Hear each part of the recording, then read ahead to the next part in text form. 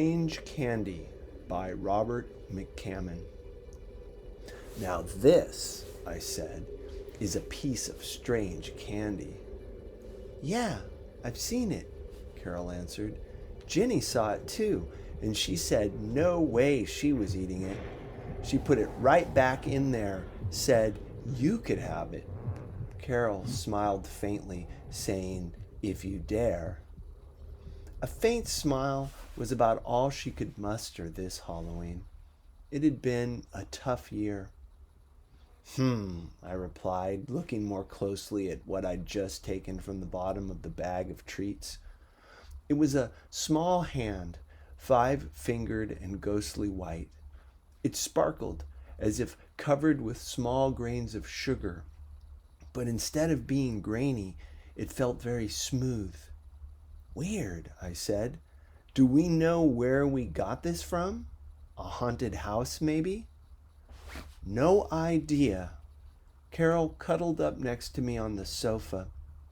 I do know it's not wrapped, so I wouldn't let anybody eat it. Beware the poisoned hand. I dropped it back into the bag, which our 8-year-old had decorated with colorful stickers of bats, black cats, owls, and witches' hats. Ginny had done her work this night, dressed as a fairy princess along with a brigade of neighborhood zombies, ghouls, batmen, vampires, and walking pumpkins, and gone on to bed pretty much exhausted, leaving me and her mom to prowl through the trick-or-treat bag after Ginny had taken out the best loot, as she called it, the little individually wrapped candy bars, the small bags of M&Ms and Reese's cups. Smart kid we had. She put everything she wanted in a smaller plastic bag on the kitchen counter, and I was sure she'd know if anything was missing. Therefore, no looting through the loot tonight. We lived in a small town. Not too small, but a place where there were not too many streets and not too many houses and not too much stuff to get in the way of life. It was a good town, and we lived in a good neighborhood. I had gone out with my wife and daughter tonight and walked many streets in search of the prime loot. Of course, you always got strange candy that seemed to collect at the bottom of the bag, and no kid would touch it, and no adult ought to. That was part of Halloween as well. It had been, as I said, a tough year. It seemed colder this Halloween than it did last year. A little darker, too. For sure, it was quieter. Maybe I should say more solemn. The family photographs in our house were diminished. It was the way things were.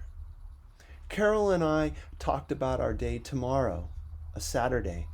We could take things easy. We had nowhere to go and no particular plans. It was supposed to rain early in the morning and get chilly. Winter was on the way. I thought of bleak days and trees without leaves, and I realized I wasn't ready to think about those things yet. It was nearing midnight, time for my horror movie. Yes, that's what I did near midnight every Halloween. I watched a horror movie, usually an old one from my DVD collection, and I had a bunch.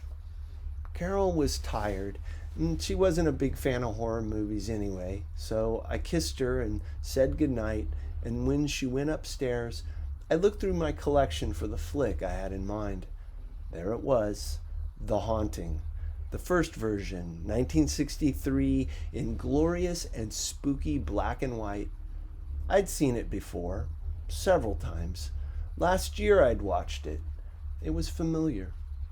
I put the DVD into the player, settled back on the sofa, and started the movie. I heard the wind blow past the house, like a keening cry. Yeah, suitable for Halloween, all right. Except Halloween was almost over. All the witches and black cats and ghoulies and ghosties of the night either already asleep or headed to dreamland. When did I reach into that bag and take out the sparkly white hand? I don't remember, But I did take it out. Maybe it was when you got your first view of Hill House, that beautifully gothic pile of fright. Maybe. But I was suddenly looking at the strange candy, and I wondered who had dropped it into the bag. I sniffed the thing. Pepperminty. Eleanor, Eleanor. It knows my name. A great movie. But I had the strange candy in my hand, a ghostly hand in my hand, and I began to think that not only was it beautiful with its long tapered 5 fingers, and that it smelled good, but that maybe it tasted good too. Not poisoned at all, just different, unique. I'd never seen anything like it before. So, well, I didn't want to die, but still, it was just a piece of candy shaped like a hand. What was the big deal? Man or mouse? Kind of ridiculous to be afraid of it. I wasn't afraid of it. So I bit off one of the fingers first. Crunchy? Definitely peppermint? No, not quite. Minty, yes, but a little cinnamon in there too. Oil of clove? I thought it tasted like something I'd had a long, long time ago. A pair of wax lips. The taste of that was memorable and yet unexplainable. No harm done.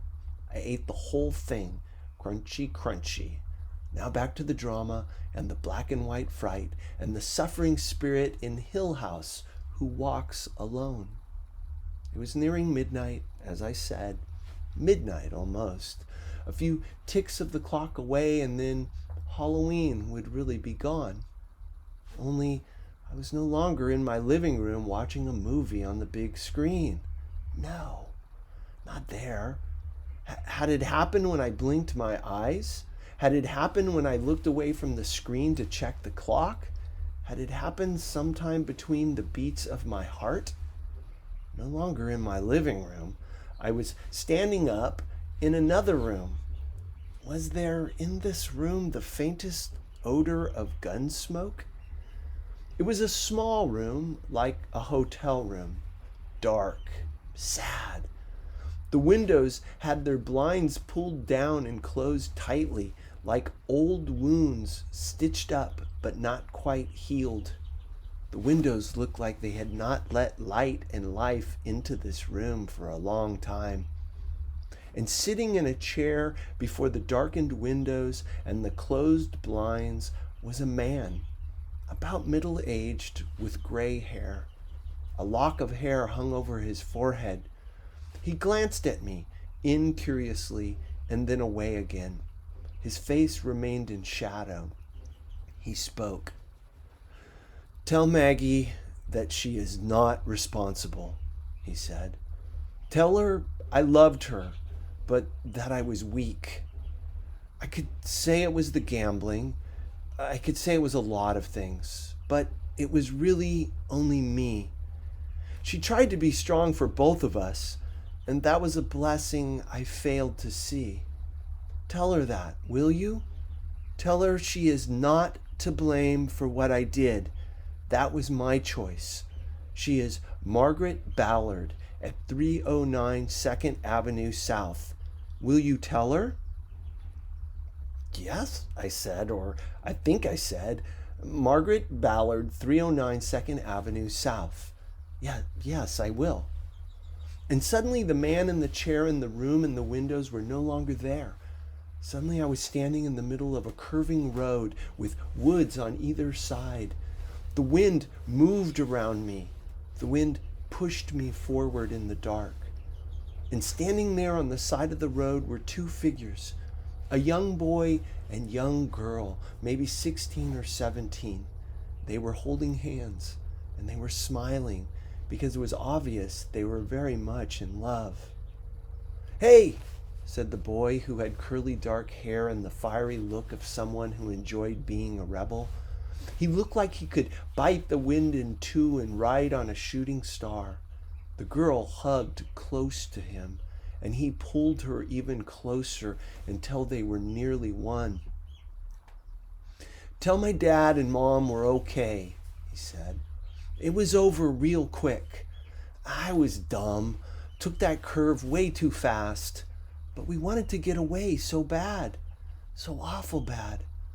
Tell them not to be so sad, okay? Tell them we were in love, really in love, like everybody says you ought to be. We couldn't just stop being in love, could we? And tell them we're still in love and we'll always be. Okay?" That would be Mike and Ann Fraser at 622 Overbrook Road. You tell them. You should tell Lynn's folks too, Gerald and Kathy Bannerman at 4114 Millview Street. And tell them, maybe they could bring some flowers out here, just to show they heard us. "All right," I said as the wind moved and turned and twisted. I saw behind the lovers the scars on the trees and the foliage still broken. 622 Overbrook Road and 4114 Millview Street. I'll tell them," I said. And I saw the boy kiss the girl's forehead very tenderly. And I thought, yes, you will always be in love. And then I was standing on a corner downtown, and as far as I could see, the traffic lights were green. And yet there was no traffic, for it was nearly midnight on Halloween, and our town was asleep. Except for the little boy with light brown hair who stood in the street. And he smiled at me as if he knew me. And maybe I knew him too, but I couldn't quite remember his name. And maybe I had heard about this tragedy sometime in May. "Tell my mom I'm sorry I can't be the man of the house anymore," he said. "But tell her she has to stop being so alone, and she's got to get out and find people again. It didn't really hurt when the car hit me. It was an accident. I was running where I shouldn't have been.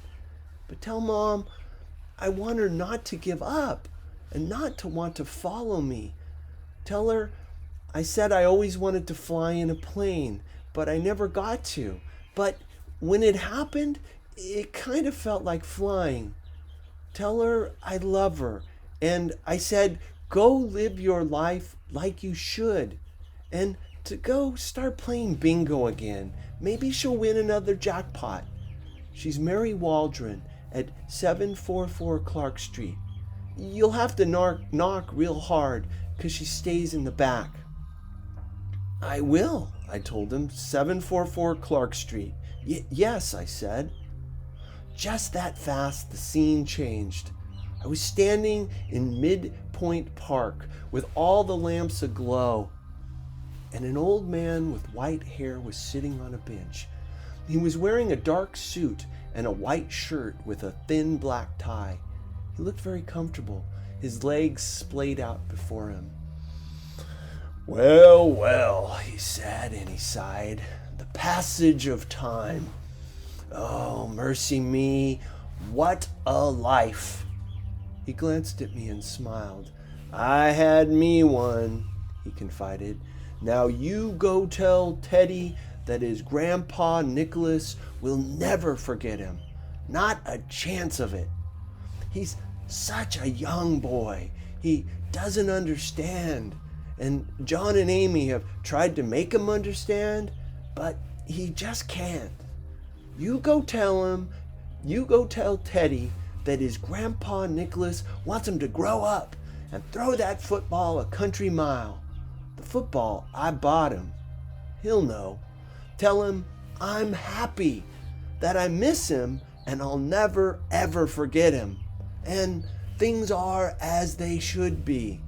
Oh, tell John and Amy I think they ought to put the swimming pool in. Teddy would like that. John and Amy Phillips at 2561 Viceroy Circle. Got that? I do, I answered. 2561 Viceroy Circle. Got it. You're done now, he told me. Go home. Did I wake up?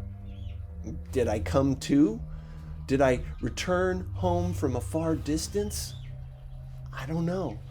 But I was sitting on my sofa looking dazedly at the image on the big screen. Halloween was over.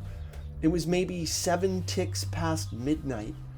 I heard the wind keen again outside, and I guess I thought I ought to go to bed because I turned off the TV and the DVD player and I went upstairs.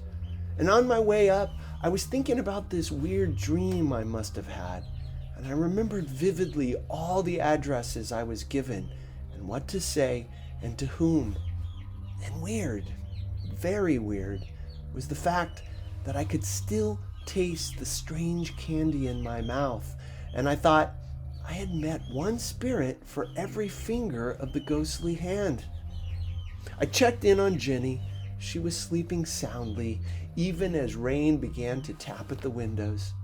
I looked in on the empty room, just out of habit. Then I went to the bedroom where Carol slept, and I was so weary I only took off my shoes before I got into bed. She nestled her body up beside mine. She sighed, and I got to sleep a little while later after thoughts of the ghostly hand and the 5 spirits had faded. What time did the doorbell ring? Early, just after 7 o'clock.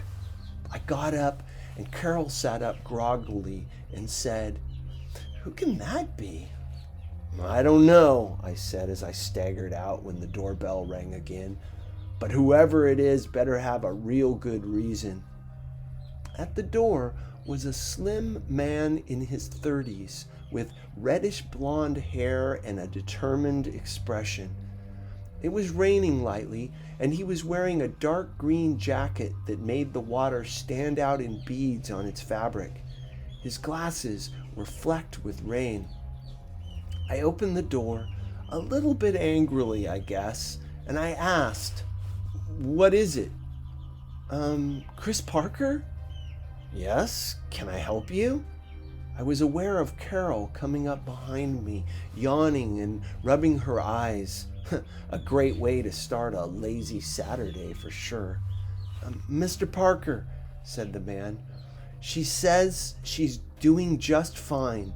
She says she's not hurting anymore, and she wants you to know how much she loves you. Both of you," he added, glancing at Carol. "What?" Carol asked. "What?" I listened. I was stunned, but I listened. "She says it really was no big deal when she lost her hair. No biggie," she said. "And she wants to say to Jenny, she hopes she got some good loot." "What?" Carol grasped hold of my arm. Tears bloomed in her eyes. I put my arms around her and held on tightly. We became one, as I had seen 2 other lovers recently become. In that moment, we needed each other, and maybe I needed her more than ever. We had lost Beth, our 15-year-old, to cancer in April. A sad springtime. It had been a tough year. Our family photographs were diminished by the loss of one member. That's all, I guess," the man said, and he started to move off the porch and down the steps to the street where his car was. But he paused in the rain and looked back, and he said, "Oh, one more thing. She says where she is, no one walks alone." Then he went on to his car, and I let him go. I let him go without asking if from his child's bag of treats he had taken last night a piece of strange candy and thought it smelled like peppermint. I let him go without asking if he had eaten that strange candy and what number on the fingers I might have been. He got into his car and drove away. Carol had her head against my shoulder, and she was shaking because, though she didn't understand, she knew we had just received a message from a spirit who had come through some kind of passageway between the living and the dead on Halloween, with the intent not on fright, but on freeing their loved ones from pain, sadness, loss, and doubt, if just a little bit. I remembered very clearly all the addresses I'd been given and all the messages I had to deliver. I kissed Carol's forehead very tenderly. We will be in love forever, I thought. Then I told her I had some places to go visit this morning, some very important places, and she and Jenny could go with me if they liked. And on the way, I would try to explain as best I could about the night and about the strange candy. And I would tell her as best I could about the mission I had been called to complete, a mission of the heart and soul, a mission of mercy, a mission of love that knew no boundaries, to 5 different houses on 5 different streets in our little town where there was not too much stuff to get in the way of life. Happy Halloween.